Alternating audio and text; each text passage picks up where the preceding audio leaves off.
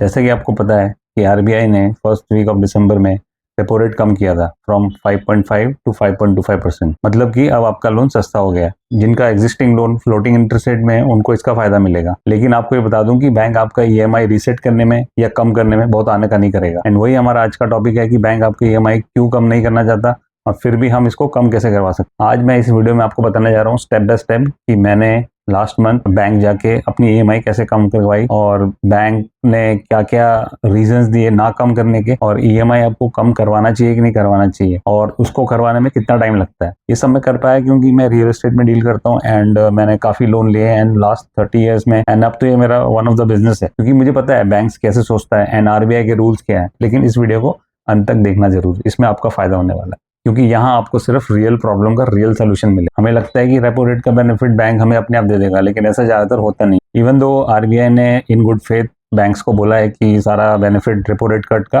Customer को, and user को जाना चाहिए। जैसा कि आपने देखा होगा कि जीएसटी रिफॉर्म 2.0 में, जो कि सितंबर में आया था, हमने सोचा था कि काफी एक्सपेंसेस कम हो जाएंगे, लेकिन ऐसा हुआ नहीं है क्योंकि जो बिजनेसेस है ना वो बहुत आगे की सोचते हैं। मतलब वो ऑलरेडी देख लेते हैं कि कहाँ उनका नुकसान होने वाला है और कहीं ना कहीं वो अपना लॉस तो होने नहीं देंगे एंड सारा इफेक्ट अल्टीमेटली कस्टमर को चला जाता है। इसी तरह बैंक्स में भी जब इंटरेस्ट रेट कम होते हैं तो कहीं ना कहीं से कस्टमर को ही ये पैसा देना पड़ता है। लेकिन मैं बता दूं कि ईएमआई कम होती है और बैंक आपकी ईएमआई जरूर कम करेगा। तो सबसे पहले मैं आपको इकोनॉमिक्स का एक सिद्धांत, एक रूल बता दूं कि 1 rupee in hand today is more valuable than 1 rupee in hand tomorrow. इसका मतलब आज 1 रुपया हमारे हाथ में कल के 1 रुपये से ज्यादा वैल्यूएबल है। तो इसका मतलब है कि पैसे की वैल्यू कम होती जाती है और उसका कारण है मिडिल क्लास का सबसे बड़ा जानी दुश्मन एंड अमीरों का सबसे बड़ा दोस्त, इन्फ्लेशन। जी हाँ, महंगाई। इसीलिए इन्फ्लेशन को समझना बहुत जरूरी है। एनीवेज, आपको बिना डराए टॉपिक पे वापस आते हैं। तो फैक्ट ये है कि बैंक को आपको रेपो रेट कट होने का बेनिफिट देना चाहिए ईएमआई या टेनर कम करके, बट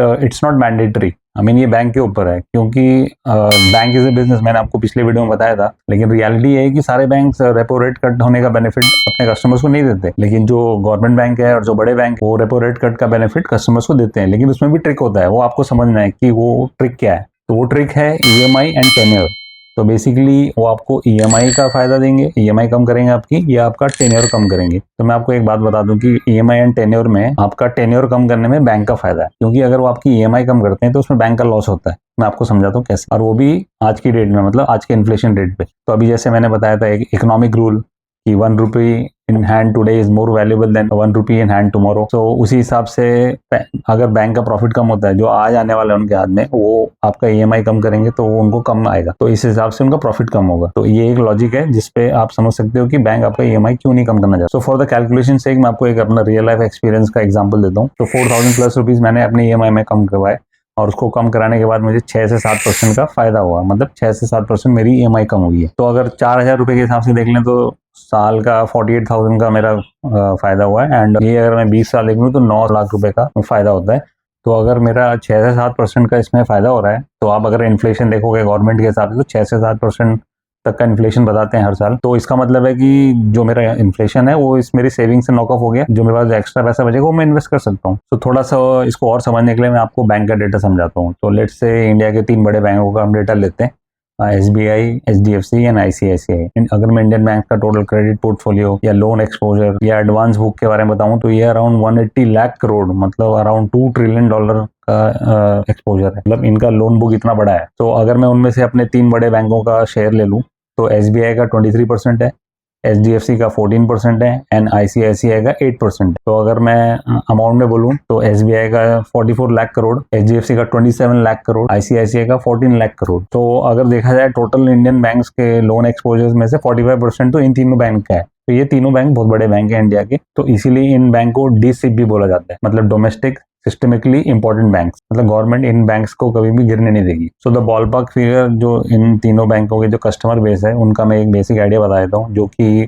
कोई फाइनेंशियल रिपोर्ट में तो एग्जैक्ट नंबर नहीं होते, लेकिन ऐसी गवर्नमेंट की रिपोर्ट होती है, आरबीआई की रिपोर्ट्स होती है एंड इंडस्ट्री डेटा होता है, सेक्टर का डेटा होता है, जैसे कि आरबीआई की फाइनेंशियल स्टेबिलिटी रिपोर्ट एफएसआर या फिर ग्लोबल एफएसआर जो आईएमएफ डेटा होता है, जहां से आपको ये इन्फॉर्मेशन मिल सकती है। तो अगर मैं कस्टमर बेस बताऊं तो एसबीआई के 50 करोड़ कस्टमर्स में से 20 करोड़ बोरोवर्स हैं, मतलब 20 करोड़ लोगों ने लोन लिया है। वैसे एचडीएफसी के 12 करोड़ कस्टमरों में से 4 से 6 करोड़, मतलब कि ऑलमोस्ट 50% लोगों ने लोन लिया है। एंड वैसे ही आईसीआईसीआई के 8 करोड़ कस्टमरों में से 50%, मतलब ऑलमोस्ट लाइक 4 करोड़ मतलब 2.5 से 4 करोड़ लोगों ने लोन लिया हुआ है। तो आप देखोगे कि टोटल कस्टमर्स में से इनका जो जो बोरोवर्स हैं जिन्होंने लोन लिया है उनका ऑलमोस्ट 40 to 50% है। इन तीनों बैंक के टोटल जिन जिन लोगों ने लोन लिया उनको हम एडअप करते हैं तीनों बैंक, तो कुछ 30 करोड़ के करीब नंबर्स आता है कि 30 करोड़ लोगों ने लोन लिया है। सपोज इस टाइम जब रेपो रेट कम हुआ था तो मेरी तरह सपोज मैंने जैसे 4,000 रुपये कम करवाए, तो 30 करोड़ लोगों ने अगर सपोज 4,000 रुपये कम कराए तो आप हिसाब लगाओ 1,20,000 करोड़, मतलब आप समझो कि तीनों बैंक से 1,20,000 करोड़ हर महीने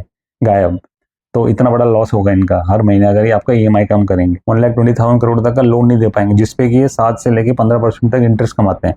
तो आप सोचो कि एक तो पैसे कम आएंगे इतने सारे जो आने चाहिए थे, और ऊपर से ये लोन नहीं दे पाएंगे जो और 7 से लेके 15% कमा सकते थे वो भी नहीं कमा पाएंगे, तो इतना बड़ा लॉस होगा।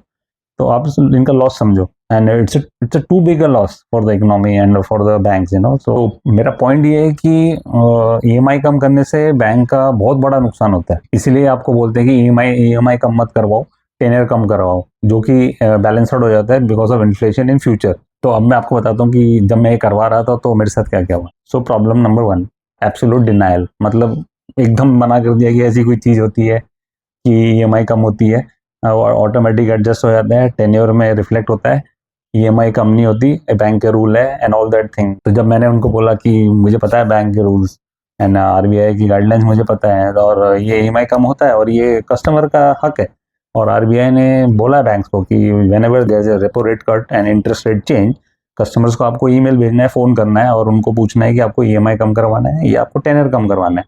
तो जब मैंने ये बोला तो फिर देन दे गॉट बैक, ठीक है हम पूछ के आते हैं। तो 10-20 मिनट मेरा वेस्ट करा के बैठाया और मेरा टाइम वेस्ट किया, और फिर घूम के वापस आए और फिर बोलते हैं कि सर आपका ज़्यादा फ़र्क नहीं पड़ेगा, मतलब अमाउंट जो देखोगे तो आप 3-4 हज़ार रुपये का फ़र्क पड़ता है, 3-4 हज़ार रुपये सर फिर वो बढ़ जाएगा, वो फिर से एवरेज आउट हो जाएगा। तो इस तरीके से प्रॉब्लम नंबर 2, सर आपका ज़्यादा फ़ायदा नहीं होगा। अब होता क्या है कि पिछले 1 साल में कुछ 1% से ज़्यादा रेपो रेट कम हुआ है।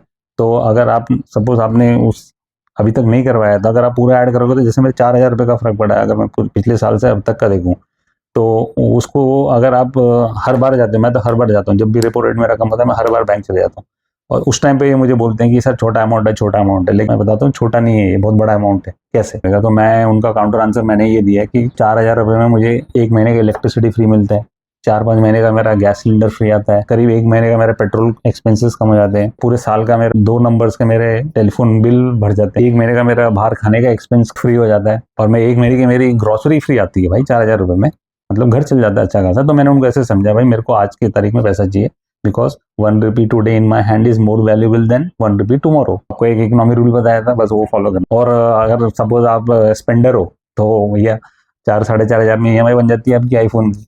आई मीन आपको लाइबिलिटीज में खर्च करना चाहिए भी एक तरीके। सो द पॉइंट ये है कि मैं अपने आज के करंट एक्सपेंसेस को नॉकआउट कर सकता हूँ कम इन्फ्लेशन में, क्योंकि जैसे मैंने बताया था इन्फ्लेशन बढ़ता रहता है। सो आज cash in hand today is more valuable. तो एक तरह से ये लेवरेजिंग मनी है, मतलब जो पैसा आपके हाथ में था ही नहीं, जो कि रेपो रेट कट होने की वजह से आपको मिला, जिससे कि आपने अपने एक्सपेंसेस कम किए, और वो एक्सपेंसेस कम करने की वजह से आपके हाथ में अब जो कमाते हो ज़्यादा बचता है और वो आपको इन्वेस्ट कर सकते हो। तो basically now you are leveraging money. And seriously मुझे समझ नहीं आता कि टेन्योर बढ़ाने का फ़ायदा क्या है। मतलब अगर 20 साल में जो आपका लोन खत्म होने वाला था और कुछ अब शायद 4-5 महीना 6 महीना पहले ख़त्म हो जाए, 20 साल तक आप उसका वेट करोगे, तब तक वो पैसे का वैल्यू क्या होगा। और उससे बेटर है कि आप आज ईएमआई कम करवा के जो कैश इन हैंड होता है उसको लेवरेज यूज़ करके आप उसको इन्वेस्ट करके उसको बढ़ा सकते हो। तो there is no point in going for the tenure reduction then the EMI reduction. तो टेन्योर को कम करवाने का फ़ायदा कुछ नहीं है, ईएमआई कम करवाने में ही आपका फ़ायदा है। एंड जब आप ईएमआई नहीं कम करवाते हो तो that's called opportunity cost lost. और अपॉर्चुनिटी कॉस्ट होता क्या है? अपॉर्चुनिटी कॉस्ट ये होता है कि जो आपके हाथ में हो सकता था उसका अच्छा यूज़ करके आप उसको बढ़ा सकते थे, तो वो आप आज आपके हाथ में होगा नहीं, तो वो अपॉर्चुनिटी आपको नहीं है कि आप वो पैसे को इन्वेस्ट कर सकते हो। लेकिन वो अपॉर्चुनिटी आपको मिलेगी नहीं अगर आप अपना टेन्योर कम करवाओगे, आपकी ईएमआई उतनी चलती रहेगी। And don't forget inflation, inflation बढ़ता रहेगा, तो बेसिकली आपको फ़ायदा ही नहीं मिलेगा उसमें। तो आज आपकी जो ईएमआई कम करके जो आपको फ़ायदा होगा उसको अच्छे से इन्वेस्ट करके 2-3 साल जो ऊपर नीचे होता है इन्फ्लेशन का, साल 2 साल में आप उसको एवरेज आउट कर सकते हो। तो बेसिकली इसका आप बोलोगे फिर फ़ायदा क्या हुआ? यहाँ मैंने इन्वेस्ट किया और वहाँ पर वापस से इन्फ्लेशन बढ़ गया। लेकिन आप इसे सोचो ना कि आपको जो पैसे मिल रहे हैं वो तो आपके हाथ में रहेंगे ना, इन्फ्लेशन को तो आप इस पैसे से नॉकआउट कर दोगे, तो आप उस जो आपकी सेविंग होगी, जो आपकी इनकम होगी, उसको आप इन्वेस्ट कर सकते हो फिर। तो कहीं ना कहीं इसका फायदा मिलेगा ही आपको, चाहे शॉर्ट रन में या लॉन्ग रन में। तो आप definitely EMI is the best choice, and that's what I call magic of compounding. Famous physicist scientist Albert Einstein ने बोला है कंपाउंडिंग के बारे में, compounding interest is the 8th wonder of the world, and who understands it earns it, and who does not page it. तो the problem number 3, जब मैंने बोला मुझे करवानी ईएमआई कम, तो मुझे बोले कि आपको एक लेटर देना पड़ेगा कि आपकी रिस्पॉन्सिबिलिटी है, जब आपका रेपो रेट बढ़ेगा, जब ईएमआई बढ़ेगी तो हम आपकी ईएमआई बढ़ाएंगे। तो मतलब मैं तो शॉक हो गया कि मतलब ईएमआई बढ़वाने के लिए मेरी परमिशन, मतलब वहाँ तो मुझे रोना ही आ गया भाई साहब। मैंने बोला ठीक है लिख देंगे, क्या हो गया, मैंने लिख के दे दिया। मतलब मैंने उनको पूछा कि ये कहाँ लिखा है, मतलब कौन से रूल में लिखा है कि ऐसा कोई लेटर देना पड़ेगा। तो बोले नहीं ये बैंक का इंटरनल। मैंने कोई नोटिस है, कोई दिखाओ कस्टमर को। बोले नहीं ये बैंक के लिए। तो बेसिकली आप देखोगे कि एक हैंड रिटन लेटर, उसका क्या करेंगे, कौन से रिकॉर्ड में रखेंगे, और ऐसा क्यों करवा रहे हैं मुझसे। क्योंकि जब मैंडेट आप देते हो, जब आप एक मैंडेट भर के देते हो कि अब आपकी ईएमआई कम होगी तो इतनी ईएमआई आपकी इस बैंक से कटेगी, तो एक मैंडेट आपको देना पड़ता है। जैसे कि आपको मैं दिखा रहा हूँ ये मैंडेट, यहाँ पे स्क्रीन में देखोगे तो ऐसा एक मैंडेट मिलता है, और ऐसा मैंने एक लेटर दिया है। तो लेटर का डिटेल देख लो आप। बेसिकली होता क्या है कि जब आप मैंडेट देते हो तो आप बैंक को बोलते हो कि इतनी ईएमआई फलाना बैंक से आप काट सकते हो। अगर आपका उसी बैंक में अकाउंट है जहाँ से आपकी ईएमआई कट रही है, तो भी आपको बताना पड़ता है बैंक को। तो वहां पर भी ये लोग आनाकानी करते हैं, तो फिर भी आप एक मैंडेट लिख के देना। अब होता क्या है कि एक मैंडेट में एक अमाउंट फिक्स हो जाता है कि इससे ज्यादा नहीं कटेगी। तो जब रेपो रेट बढ़ता है, जब इंटरेस्ट रेट बढ़ते हैं, तो टेनर एडजस्ट नहीं करेंगे, आपकी ईएमआई बढ़ाएंगे। और ऊपर से ये उस एज के हिसाब से होता है, मतलब आप उससे 60 to 65 ईयर्स तक है, इसका 20 साल का लोन है, तो 40 साल में आपने लिया तो फिर आपके पास एज फैक्टर नहीं रह जाता, मतलब आपका टेनर नहीं छेड़ सकते फिर आपकी ईएमआई बढ़ाएंगी। तो बेसिकली होता क्या है कि उस टाइम पे ये ज्यादा ईएमआई नहीं काट सकते, क्योंकि आपने मैंडेट में उतना अमाउंट का एक रेस्ट्रिक्शन दिया हुआ है।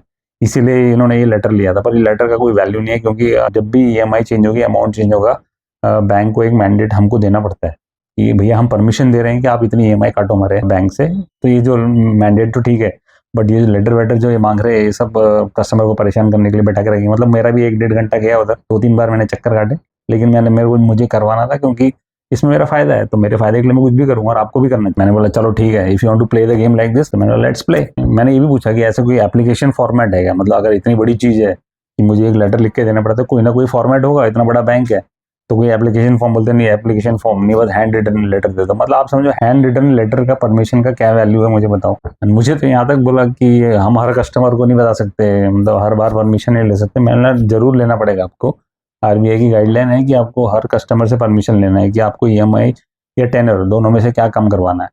तो ये कस्टमर का चॉइस है। और अब ये मैंडेट में लास्ट में तो अब एक नोट लिखा है कि I am authorised to cancel and amend all this thing, and मतलब बेसिकली पूरा राइट कस्टमर का ही है।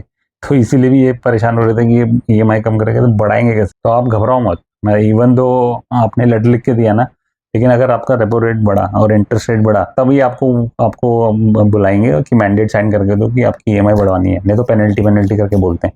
तो बेसिकली क्या, आज जितने चक्कर आपको कटाएंगे ना, आप उनको उतने चक्कर तब कटवाना जब आपकी ईएमआई बढ़ाने की बात आएगी। अच्छा, प्रॉब्लम नंबर 4, जब मैंने मैंडेट दे दिया, लेटर दे दिया, तो आप उसमें गलतियां निकालेंगे। मतलब ये लोन अकाउंट नंबर 1 में एक ही रहेगा, इसमें टिक क्यों किया, लिमिट क्यों डाला, डेट फैक्टर क्यों डाला, तो दुनिया भर करेंगे। तो मैंने क्या किया, मैं 4-5 फॉर्म लेके बैठता हूँ घर पे, 4-5 फॉर्म लेके जो बोलते हैं सेम टाइम चेंज करके आप उधर जमा कर दो। बिल्कुल डरने की बात नहीं है, मतलब ये आपका राइट है, इसमें कोई बड़ी बात नहीं है। पर वो परेशान जरूर करेंगे, ये तो 100%। लास्ट में यहाँ तक बोलेंगे कि आपका जो मैंडेट में साइन है, वो आपके बैंक में जो साइन है वो एग्जैक्टली सेम होना चाहिए, क्योंकि कभी कभी वहाँ से बाउंस हो जाएगा, और ये होता है।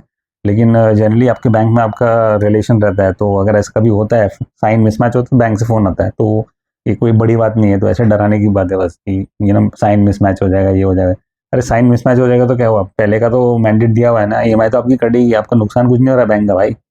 तो ये आपको बताना है उनको कि टेंशन मत लो, साइन मिसमैच नहीं होगा, और होगा भी तो मैं करवा दूं। मेरा मतलब कभी कभी तो कस्टमर्स को एकदम बेवकूफ समझते हैं और डरा भी देते हैं। तो बेसिकली डरना नहीं है, get educated, keep seeing my videos and get educated in personal finance to understand कि ये सब होता कैसे है। मतलब सर आपको समझना पड़ेगा, बैंकिंग समझना पड़ेगा, इन्फ्लेशन समझना पड़ेगा, टैक्सेशन समझना पड़ेगा, इकोनॉमी समझनी पड़ेगी। अगर ये सब समझोगे तब जाके आपका फ्यूचर ब्राइट है। एंड मजे की बात ये कि जब मैं करवा रहा था, तो मैंने खुद देखा कि 2 कस्टमर्स लोग यही इंक्वायरी कर रहे थे कि हमारी ईएमआई कम करवाओ, बट ये उनको टेन्योर का रीजन दिया कि आपका लोन जल्दी बंद हो जाएगा एंड ऑल दैट, देके उनको वापस कर दिया। इवन दो मैंने उनको ढूंढने की कोशिश की पार्किंग लॉट में, मैं उनको मिलूं और मैं कुछ समझा सकूं, बट वो मुझे मिले नहीं। मुझे भी ट्राई किया, समझाने का कि EMI कम मत करवाओ, और मेरे सामने सामने मैंने 2 कस्टमर्स को देखा जिनको ये बोल के उन्होंने वापस कर दिया। मैं ये कर पाया क्योंकि मेरे पास कॉन्फिडेंस था, बिकॉज मेरे पास नॉलेज था, एक्सपीरियंस था, तो मैं काउंटर करता हूँ उनको हर बार। मैं जब भी रेपो रेट कम होता है मैं पहुंच जाता हूँ उधर। तो ये मेरा रेगुलर है, नॉर्मल है, मतलब मेरे लिए नॉर्मल है, वो पहचानते हैं मेरे को। Ultimately they give me the benefit of EMI reduction. एक बैंक ने मुझे थोड़ा परेशान किया, मतलब मेरा फोन उठाना बंद कर दिया, जो फोन पे कर देते, तो मैं वहां पहुंच गया, वहां जाके मैंने करवा दिया। तो आप पीछे पड़े रहो, होगा जरूर, देर सवेर होगा जरूर, करवाना जरूर इसको, क्योंकि आप देख लो आपके पास पैसा आएगा, उसको यूज कर सकते हो आप इन्वेस्टमेंट के लिए। जैसे कि मैंने 4,000 रुपये बचाया था, अब छोटा लगता है, तो उसका अगर मैं साल का वैल्यू निकालूँ तो 48,000 होता है, और उसका मैं लॉन्ग टर्म 17 से 20 साल का वैल्यू निकालूँ तो 8 से 10 लाख रुपए होते हैं। लेट से जो लोग SIP करते हैं, मतलब मैं देखता हूँ गवर्नमेंट भी SIP करो बोलते हैं, तो उस हिसाब से भी देखें, तो अगर 4,000 रुपये महीने के आप 12% के हिसाब से लगाओ, तो आप देख लो कि 17 से 20 साल में आपका कितना पैसा बन जाता है। करीब करीब 27 लाख रुपए, मतलब समझ लो कि 27 लाख रुपए बन जाएंगे, जो कि सिर्फ 8 लाख रुपए अगर आप 4-4 हजार के हिसाब से चलो तो। ये एक मतलब एक एग्जाम्पल बता रहा हूँ कि पैसा बढ़ेगा बढ़ेगा आज की तारीख में, आपके पास पैसा होगा तो, अगर उसको अच्छे से इन्वेस्ट करोगे तो वो डेफिनेटली बढ़ेगा बढ़ेगा, भले ही वो SIP के थ्रू की ना हो। अब हाँ, वो इन्फ्लेशन को बीट कर पा रहे हो, उसमें आप इन्फ्लेशन को बीट करके और कमा पा रहे हो, वो आपका स्मार्टनेस है, और वो स्मार्टनेस जब आप मेरे वीडियो देखते रहोगे तो आपको पता चलेगा कि कैसे करना है वो। तो अब आप समझे EMI क्यों कम करवाना है, एंड टेनर क्यों नहीं कम करवाना, और कैसे करना है और क्यों करना है, वो सब मैंने बता दिया आपको। ये बहुत आनाकानी करेंगे बैंक वाले, मत करो मत करो, लेकिन आप लगे रहना, डटे रहना। बस ऊपर जो मैंने पॉइंट बताया वो याद रखना कि आपको एक मैंडेट देना है, मैंडेट में अपने अमाउंट लिखना है, अमाउंट पक्का चेक करवाना है कि नए वाले इंटरेस्ट रेट से आपकी EMI कितनी कम हुई है, वो चेक कर लेना, उसको साइन करके दे देना। आपको रिस्पॉन्सिबिलिटी एक लेटर मांगेंगे, वो आप दे देना। ये भी देख लेना कि RBI ने जितना रेपो रेट कम किया है उसके साथ सिंक है कि नहीं वो डिस्काउंट जो आपको मिलने वाला है। और अगर आपको प्रॉब्लम करेंगे कम करने में, तो आप डेफिनेटली उनको बताओ कि कैसे आपके मंथली एक्सपेंसेस आप कम कर सकते हो, जो पैसे आप बचाओगे EMI में। उनको थोड़ा इमोशनल एंगल से भी समझा देना। रेपो रेट जो चेंज होते हैं RBI के MPC मीटिंग में, तो उसके मैंने पूरा वीडियो बनाया, देख लेना। पूरा रेपो रेट को समझने के लिए ये वीडियो आपको हेल्प करेगा। अगर आप बोलोगे इन्वेस्टमेंट करने वाले हो, इन्फ्लेशन के बारे में आप बताओगे, value of money is depreciating, all those, and then they will not like it. Basically क्या है, just look and project that you are poor man and you want money. थोड़ा इमोशनल एंगल में खेल जाओ कि भैया मेरे को पैसे की जरूरत है आज की तारीख में, simple. So the tip of the day is repo rate कम हो सकते हैं 0.25 से 0.5% तक बाय जून 2026। अगर जैसे जैसा हम सोच रहे हैं वैसा वैसा हो, तो अमेरिकन वेनेजुएला का आपने सुना होगा, तो उससे इंडिया का फायदा हो सकता है। ऑयल में जो टैरिफ बढ़ाए जाने की बात चल रही है उससे नुकसान हो सकता है। बायलैटरल टॉक्स जो अमेरिका के साथ चल रहे हैं उनसे भी फर्क पड़ सकता है। तो 2-3 चीजें हैं, इकोनॉमिकल फैक्टर, ग्लोबल फैक्टर हैं, जिनको देख के जैसा मैंने हिसाब लगाया तो और कम होना चाहिए 2026 तक। नहीं होगा कम तो कम से कम बढ़ेगा तो नहीं। बढ़ने के लिए ये साइकिल्स में होता है, जैसे मैंने बताया था। तो साल 2 साल तक तो आप पैसे अपने हाथ में रखिए, इन्वेस्ट करिए, फिर देखो अगले 2 साल के बाद बढ़ेगा भी तो भी आपको फर्क नहीं पड़ेगा, तो आपको फायदा ही होगा उसमें, क्योंकि आपके पास जो इनकम होगी आपको उसको आप सेव कर सकते हो, क्योंकि इन्फ्लेशन का जो बाइट है वो ये वाला पैसा आपका काउंटर करेगा। तो आज के लिए बस इतना ही। अगर आपने मुझे सब्सक्राइब किया है तो थैंक यू, अगर आप नए व्यूअर हैं तो थैंक यू। आप सब्सक्राइब जरूर करना, क्योंकि मैं ऐसे वीडियो लाता रहूंगा जो कि मेरे 30 इयर्स के personal professional real life experiences के बेसिस पे होंगे। तो बहुत जल्द मिलते हैं अपने अगले वीडियो में। तो अपना एंड अपने फाइनेंस का ध्यान रखना। Peace and growth together. See you soon.